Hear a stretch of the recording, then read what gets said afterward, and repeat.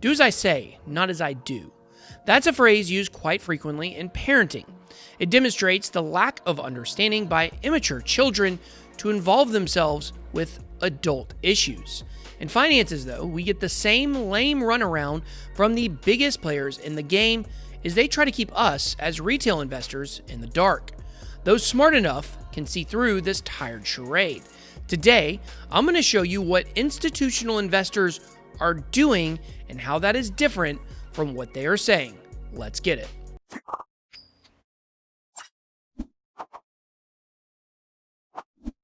What if I told you could buy one token and make daily passive income from multiple dApps and crypto platforms? And what if that token only had a 20,000 max supply ever? I bet you'd buy it. I know I did. Check out powermind.club and tell them BitBoy sent you.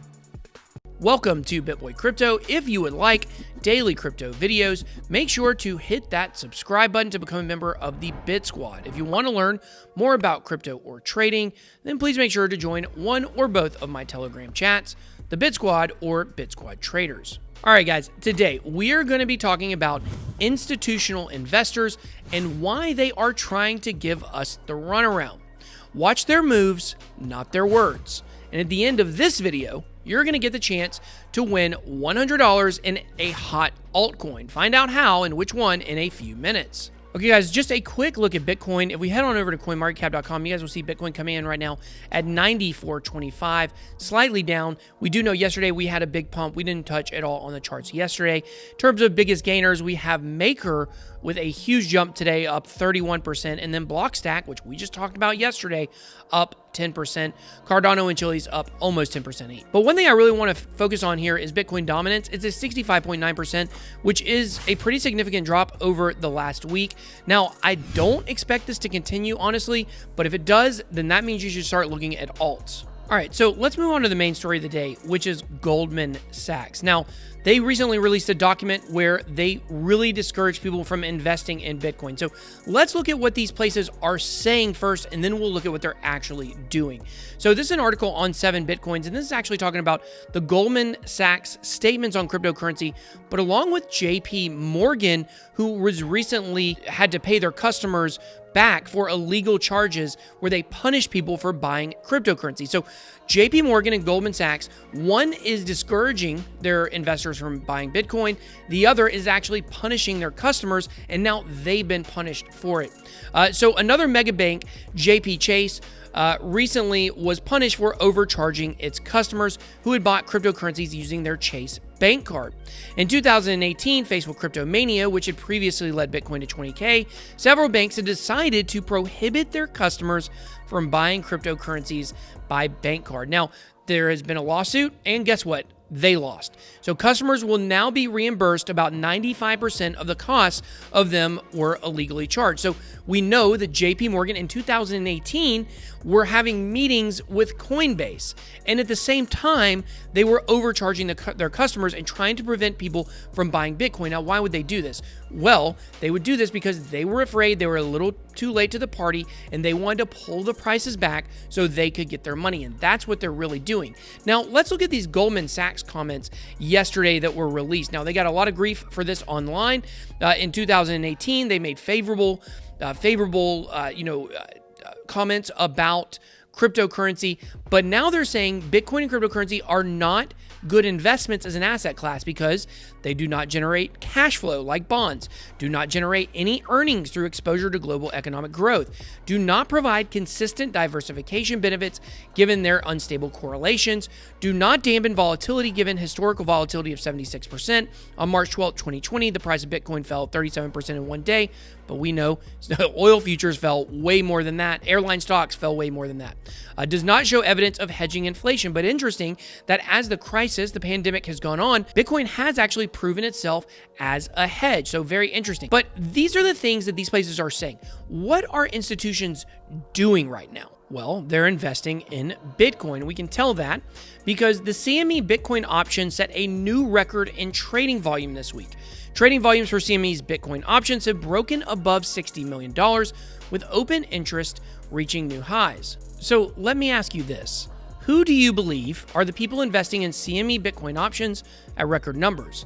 Do you believe it is A, your neighbor Fred, B, a Twitter Bitcoin trader with a cartoon avatar, or C, traditional Wall Street investors? I think that should be fairly obvious to you. JP Morgan and Goldman Sachs are not only two of the behemoths in the traditional banking world, but also when it comes to financial advising. The fact is, traditional investors and institutional investors are behind the scenes making Bitcoin investments while telling you otherwise. Yes, Bitcoin options and futures on the Chicago Mercantile Exchange, or CME, are not backed by physical Bitcoin like backed, but we have also seen backed volumes ever increasing. Traditional investors are also investing heavily in the Bitcoin Grayscale Trust. At some point, the carryover from these institutional instruments is going to start impacting the price of Bitcoin in a positive way. The only question will be, are you going to be a sheep manipulated by whales, or will you come swim alongside them? Because for now, people see Bitcoin as a cutting-edge technology that borders on the criminal. But we've seen all throughout history that almost all technological innovations come with a lot of pushback until they give in and embrace the future. Well, speaking of breakthroughs, I want to talk to you guys a little bit about Knowles. They are a supporter of the channel, so thank you to them for that. But we're going to be doing a $100 Knowles giveaway. All you got to do is drop your Knowles address down below. Now, if you don't know how to get a Knowles address, all you got to do is go to their wallet page. To get to this page, just type in knowles.bitboy.live into your URL browser, and you can go to this page. Click Create Address. Is going to walk you through the process. Once you get that address, drop it down below in the comment section, and you will be eligible for this $100 giveaway. All you got to do is drop that down below. I will be picking a winner probably on Sunday or Monday for this. Now, there has been some news on Knowles over the last month. They had a big AMA along with a partnership with OKX, OKChain, which, you know, we're a big fan of OKX here on the channel. Now, they did have some progress on some of their technologies. If you didn't know, they're basically doing something called the Nerve network that's helping them to be interoperable with other blockchains. They have the Index Explorer that was recently out, along with the Nerve Explorer and wallet that was also finalized.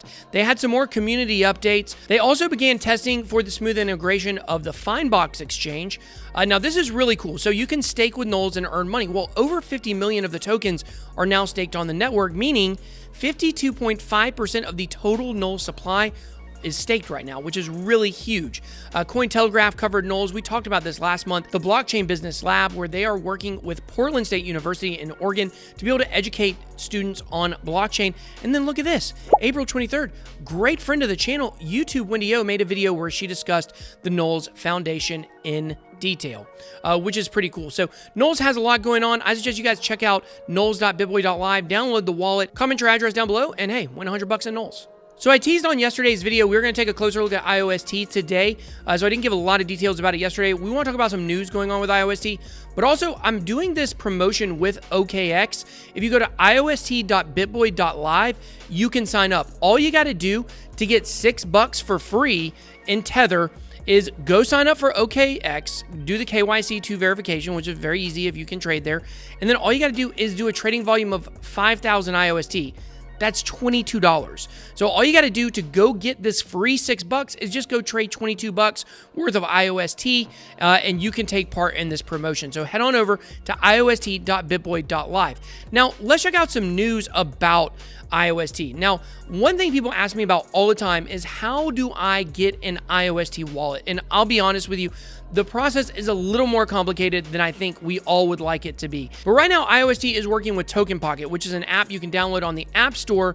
And right now, IOST and Token Pocket officially published the wallet guide from 0 to 1 beginner to IOST wallet. And this is going to walk you all the way through the steps on how not only to create a wallet, but then you can turn around through Token Pocket and vote for my node. So it's a win for you and it's a win for me because you can vote for my node and I will get more powerful. Isn't that what we're all about, right? Isn't that what decentralization is about? Becoming more powerful. Just kidding. But a lot of you guys have asked me about this, so hopefully this can clear it up. Now, also, IOST has a new partner Ankur, and it is bringing node hosting solutions to empower IOST nodes network. So what is this going to do? Well, Ankur is going to allow IOST to grow its network by making it much easier for nodes to pop up on the system. Ankur has a one-click deployment method that can actually help you launch an IOST node if that is something you are interested in. So Ankur will basically simplify the way that the nodes operate on the system, and truly in decentralization, I mean, it's all about the nodes, right? Because it's about the collective we when it comes to the network, not one main source that makes all the decisions. And that's one reason why I really love IOST. Now, lastly, I want to talk about this uptrend article here about IOST. They are having a DApp writing contest.